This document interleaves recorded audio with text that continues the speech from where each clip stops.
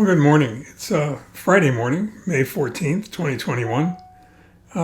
Journal 418, probably 773 as far as transplant days are concerned. I'm wondering if life was as crazy as it is now before the pandemic. It's hard to remember. My life started to get a bit fuzzy when it came time for the transplant. So this is going on, 2 years plus of isolation and mask wearing and all the things that everybody else had to get used to last year. But it's hard to remember life that preceded, any kind of life that preceded, certainly my transplant and definitely the pandemic. And I'm not sure if that has something to do with what I've just been through, which is a bout of technological terrorism. It's the only way I can explain it. And that has to do with when technology became such an important part of all of our lives. I mean, especially through the pandemic when we were isolated and it was our only window to the outside world. But we were visiting the kids the other day, our son and daughter-in-law, and two grandchildren, two granddaughters. And one of my granddaughters asked me to fix her tablet.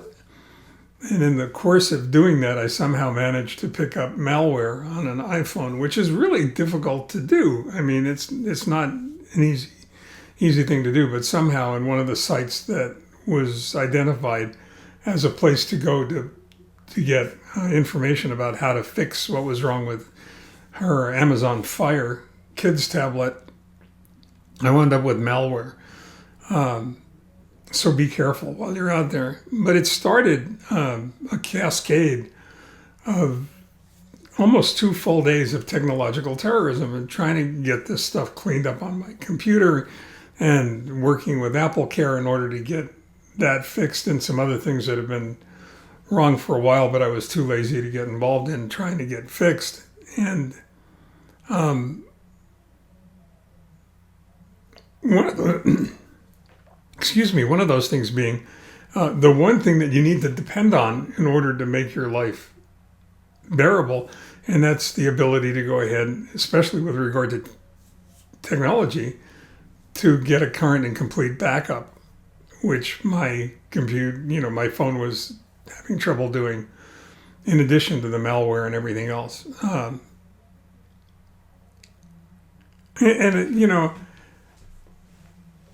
This is something I think we all deal with at some time or another. Our friend Janice calls it modern life. I can't think of a better term.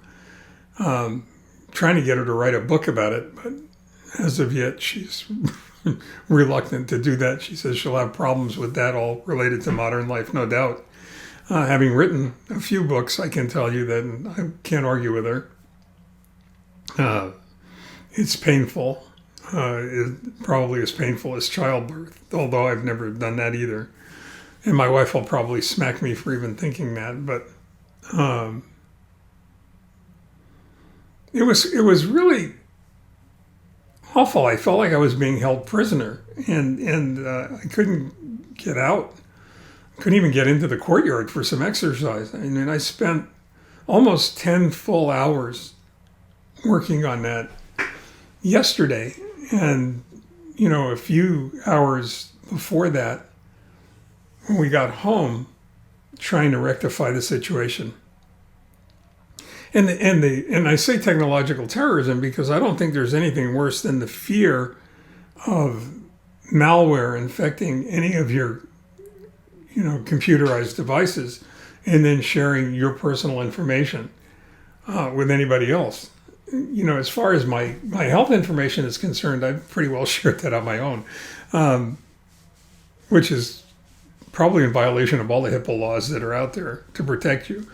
But as far as financial information, I'm really diligent about guarding that information as carefully as I can, as we all should be. And the thought of being compromised in some way is really terrifying.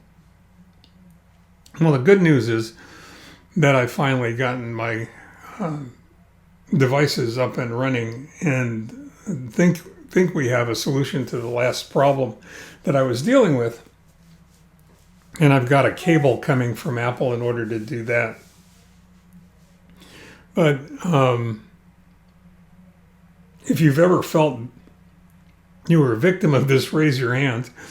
And I'm not sure I have an answer for you, but I just want you to know that we can probably form a support group if we need to, because there sure are enough of us out there who've gone through this. The good news is that it's over, at least for now. It does not appear that I've been compromised. It was interesting when I talked to the folks at Apple Care. They told me that while malware can get onto the phone, it won't allow the phone or force the phone to share any data that shouldn't be shared. The encryption software is too strong for that. So that's a plus. It allowed me to go to sleep Wednesday night, and that was a blessing in itself. So that's all I got for right now. In the meantime, stay well, stay safe, stay focused.